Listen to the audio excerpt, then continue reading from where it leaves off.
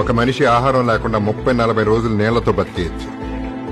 ఆ నీళ్లు కూడా లేకపోతే 3-4 రోజులు బతకచ్చు. కానీ ఊపిరి అందకపోతే ఒక్క నిమిషం కూడా బతకలేడు.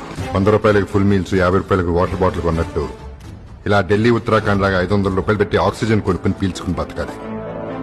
అలా కొనుక్కునే స్తోమత లేని వాళ్ళు తల్లిదండ్రులతో సహా ప్రాణాలు వదులుకోవాలి. మరి దానికి సొల్యూషన్ ఏంటి సార్?